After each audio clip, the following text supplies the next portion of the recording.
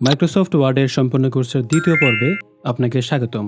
আজ আমরা শিখব বেসিক এডিটিং অ্যান্ড ফরম্যাটিং, যার মাধ্যমে আপনি font style, colour, size, bold, italic, underline, highlight, alignment, line spacing, paragraph spacing এবং আরও গুরুত্বপূর্ণ কিছু শর্টকাট টিপস আপনারা জানতে পারবেন।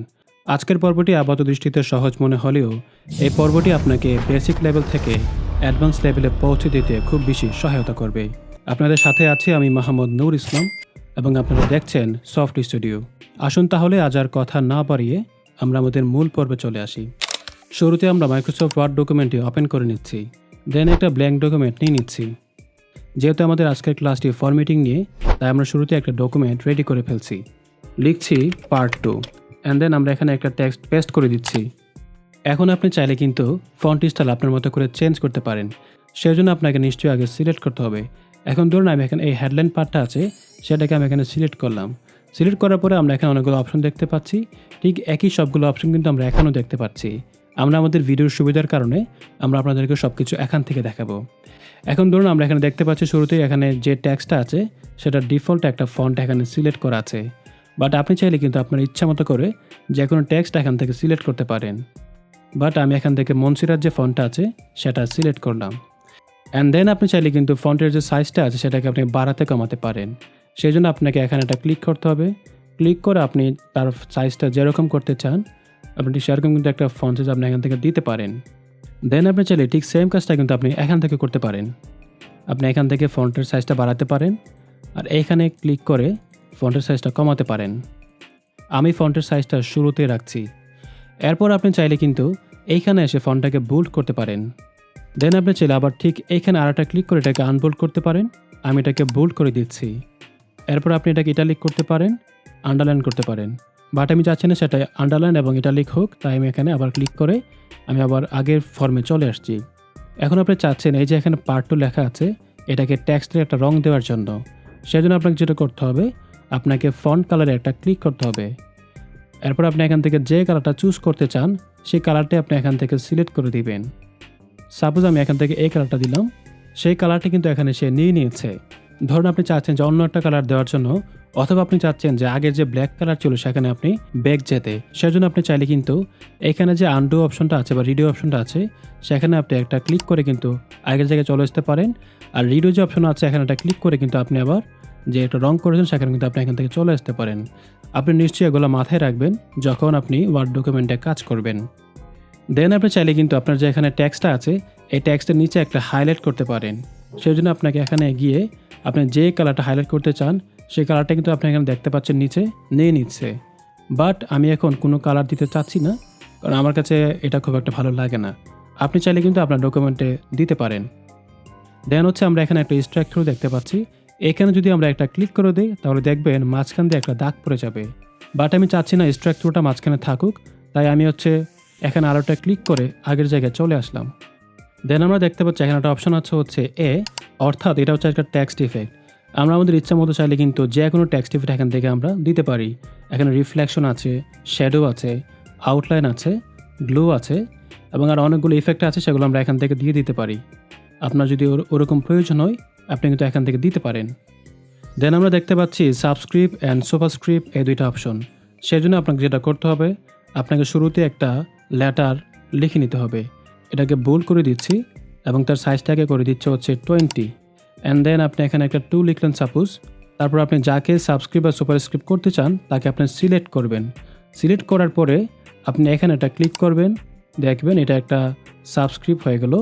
আর এইখানে ক্লিক করলে সে সুপারস্ক্রিপ্ট হয়ে যাবে। অ্যান্ড দেন আমরা দেখতে পাচ্ছি এখানে একটা অপশন আছে সেন্টেন্স কেস। আপনি চাইলে যে কোনো সেন্টেন্সকে সিলেক্ট করার পরে আপনি এটাকে lower case, upper case and then আরও অনেকগুলো অপশন আছে, এগুলো আপনি এখান থেকে কিন্তু করতে পারেন। এখন ধরুন আমি এখানে ক্লিক করলাম আপার কেস, তাহলে কিন্তু সবগুলো কিন্তু আপার কেস হয়ে যাবে। আবার যদি আমি এখানে একটা ক্লিক করে দিই লোয়ার কেস, তাহলে সবগুলো কিন্তু লোয়ার কেস হয়ে যাবে। বাট আমি এখানে সেন্টেন্স কেসটা রাখছি, তাহলে আমার এখানে আগে যে ফর্ম ছিল সেই ফর্মে কিন্তু আমরা এখানে চলে আসতে পারছি। দেন আমরা এখানে আরও দু একটা অপশন দেখতে পাচ্ছি, এগুলো আপনারা বাসায় দেখে নেবেন। দেন আমরা দেখতে পাচ্ছি ক্লিয়ার ফরম্যাটিং, অর্থাৎ এখানে যদি আমরা একটা ক্লিক করে দিই যে ফরম্যাটিং করেছি সবগুলা কিন্তু ক্লিয়ার হয়ে যাবে। আমি এখানে একটা ক্লিক করলাম, দেখুন আমাদের আগের জায়গায় কিন্তু চলে আসছে। আমি চাইলে কিন্তু আনডু করে কিন্তু আমার আগের জায়গায় চলে আসতে পারি। আমরা এখন দেখব ওয়ার্ড ক্যারেক্টার লাইন প্যারাগ্রাফের বেসিক পার্থক্য। আমরা এখানে দেখতে পাচ্ছি সফট স্টুডিও। এই সফট স্টুডিওর যে অ্যাসটা আছে সেটা হচ্ছে একটা সিঙ্গেল ক্যারেক্টার, আর এই সবটাকে বলা হয় এক একটা ওয়ার্ড। স্টুডিও হচ্ছে একটা ওয়ার্ড, ইজ হচ্ছে একটা ওয়ার্ড, আর এই সবটাকে বলা হবে একটা লাইন। এই সবটা লাইনকে বলা হবে একটা সিঙ্গেল প্যারাগ্রাফ।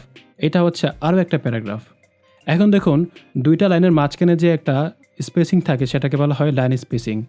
এখন আপনি আপনার কাজের ধরন অনুযায়ী আপনি কিন্তু লাইন স্পেসিং বাড়াতে কমাতে পারবেন। সেজন্য আপনাকে যেটা করতে হবে, আপনাকে দুইটা লাইনকে সিলেক্ট করতে হবে। সিলেক্ট করার পরে আপনাকে এইখানে আসতে হবে।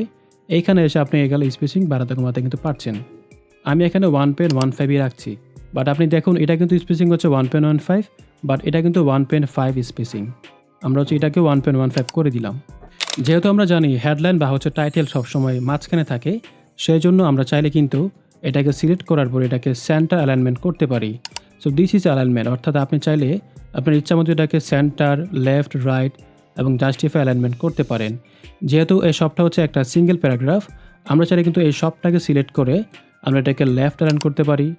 তাহলে দেখুন সবগুলো লেফটে চলে আসছে। আমরা এটাকে রাইট অ্যালাইনমেন্ট করতে পারি, তাহলে সবগুলো রাইটে চলে গেল। আমরা এটাকে সেন্টার অ্যালাইনমেন্ট করতে পারি, তাহলে সবগুলো টেক্সট সেন্টারে থাকলো। এবং আমরা এটাকে জাস্টিফাই অ্যালাইনমেন্ট করতে পারি, তাহলে সবগুলা কিন্তু একই হারে অর্থাৎ সমহারে কিন্তু সবগুলা ডিভাইড হয়ে গেল। জাস্টিফাই অ্যালাইনমেন্টটা সবচেয়ে বেশি ইউজ হয়ে থাকে। দেন আমরা দেখতে পাচ্ছি ইনডেন্টেশন। একটা হচ্ছে লেফট ইনডেন্টেশন, একটা হচ্ছে রাইট ইনডেন্টেশন। আপনি চাইলে কিন্তু সবটাকে সিলেক্ট করার পরে আপনি যদি এখানে একটা ক্লিক করেন, তাহলে কিন্তু সেটা রাইট দিকে কিন্তু সমহারে কিন্তু সবটা ইনডেন্ট হয়ে যাবে। অথবা আপনি চাইলে কিন্তু লেফটে করতে পারেন, আবার রাইটে করতে পারেন। আপনার ইচ্ছা মতো কিন্তু আপনি এগুলোকে চেঞ্জ করতে পারেন। ধরুন আপনি এই সবটা লেখা নিচে লিখতে চাচ্ছেন, সেই জন্য আপনি কি করবেন? সেজন্য আপনাকে এই সবটাকে সিলেক্ট করতে হবে। সিলেক্ট করার পরে আপনি এখান থেকে দেখতে পাচ্ছেন কাট, কপি, পেস্ট। অ্যান্ড দেন আপনি জাস্ট এইখানে একটা ক্লিক করার পরে Ctrl+C বা হচ্ছে এখানে ক্লিক করার পরে সবটা কিন্তু আপনি এখান থেকে কপি করে ফেললেন। অ্যান্ড দেন আপনি যেখানে পেস্ট করতে চান সেখানে গিয়ে আপনি জাস্ট এইখানে একটা পেস্টে একটা ক্লিক করে দিবেন, তাহলে কিন্তু সেই লেখাটা পেস্ট হয়ে যাবে। ধরুন আপনি এখান থেকে এই যে অ্যাক্সেস করে লেখাটা আছে, এটাকে আপনি একবারে এখান থেকে মুছে ফেলে আপনি হচ্ছে এইখানে লিখতে চান, সেক্ষেত্রে আপনি কি করবেন? সেক্ষেত্রে আপনি সবটাকে সিলেক্ট করবেন। সিলেক্ট করার পরে আপনি এখান থেকে দেখতে পাচ্ছেন একটা অপশন আছে কাট, সেখানে একটা ক্লিক করবেন, এটা কাট হয়ে যাবে। আর এটা এইখানে আসার পরে আপনি এটাকে পেস্ট করে দিবেন, বা হচ্ছে Ctrl+B চাপলে এটা পেস্ট হয়ে যাবে।